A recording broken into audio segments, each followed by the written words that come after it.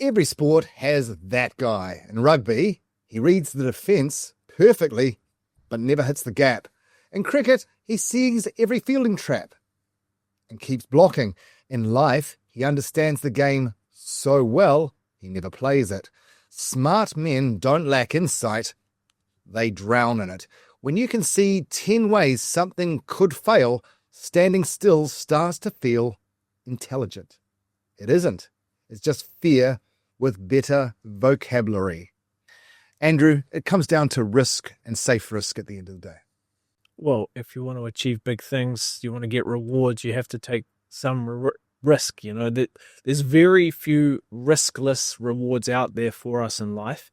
And every so often you might see one or two, but reality is there's trade-offs, risks and rewards. Why do so many smart men take so much time thinking and not actually acting? We know a few people.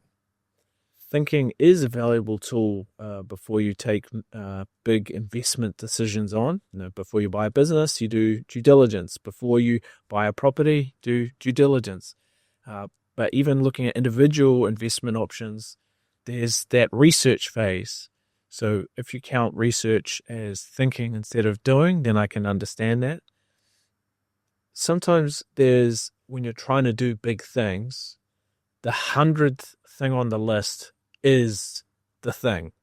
And the first 99 things, they don't feel like you're achieving. It doesn't feel like you're doing much because you're checking things off a list that need to be done. But the result in the column at the end is you either bought the property or you bought the business or you didn't. So it can feel like a lot of wasted time, wasted energy. And from the outside looking in, maybe to your partner or your friends, it can seem like you're not doing anything. So in terms of... Well, how do we learn the skill of delayed gratification? How do you learn? It's a hard one, but that's really what it is at the end of the day. Yeah, it comes back to sacrifice and a bit of discipline. And if you write out your goals and you understand from the goals that you've written out that actually this achievement is actually going to be quite difficult and it's going to take a bit of time, the thing that you have to understand is diarizing activity that is not going to show up in that column as win or loss is going to get you through that faster. If you leave things to chance, it's very easy to let something that can take 3 months take 3 years without keeping yourself accountable on your calendar. So let's talk about Joseph Parker, because clearly I had a lot to do with him up to that world title fight with Anthony Joshua.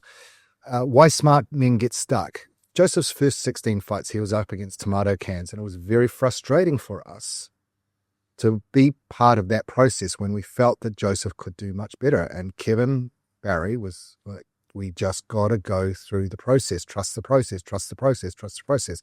And in the end, after 3.5 years, Joseph won the WBO World Championship. But gee, at the time, fighting some of those guys was really tough mentally for all of us behind the scenes to deal with. And so the goal is a heavyweight title, and that's the 100th step. And the first 99 steps feel like laborious waste of time. Yeah.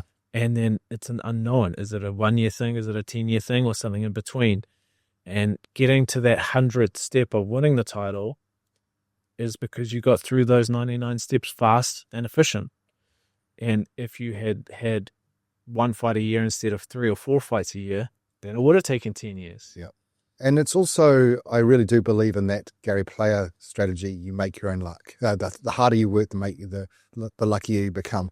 And the fact with Joseph, what happened was Tyson Fury dropped the titles, and all of a sudden those world titles were available, and we'd done the hard work up until that point where we were able to purse bid for the WBO world title and take the fight with Ruiz, which we never thought possible. You know, it was an 8-year plan.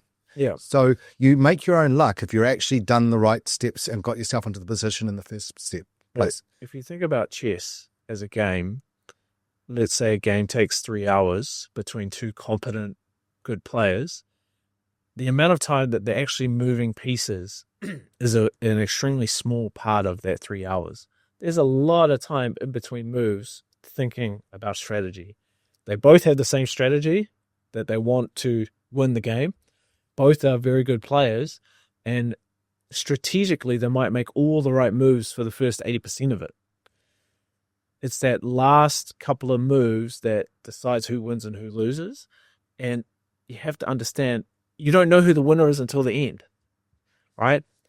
It's the same with investing and same in business is you have to set your goal, do the 99 steps before you do that 100th step. Buying a property is a very easy thing to do. If you've got a deposit, buying the right property that's going to help you build 10 million of wealth, that is a difficult thing to figure out. So I'll stay on the Joseph thing just a little bit longer because I learned something very valuable. It was lightning in a bottle moment. That's never going to happen again. But we get to World Fight Week with Ruiz, and then we did it again with Anthony Joshua, and we got to the summit, right? And I remember Kevin saying, because he'd gone through it with Tua and Lennox Lewis, we didn't enjoy that week with Lennox Lewis in Las Vegas. It was just all stress and enjoy the week.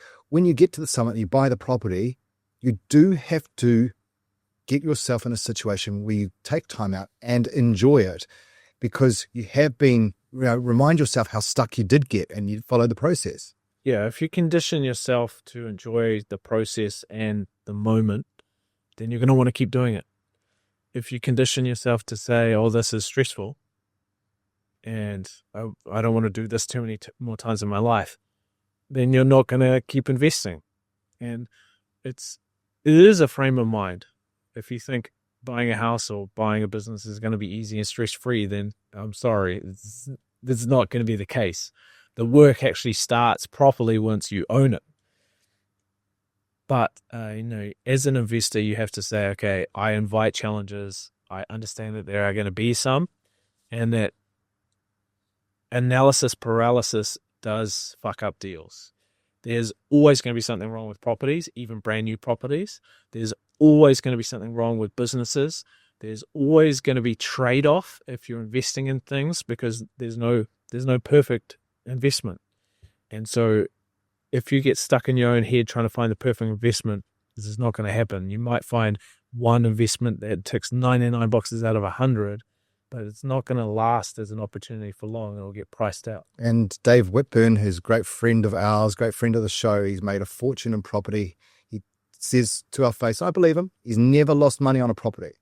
Never lost money on a property, done over 170 of them, whatever it is.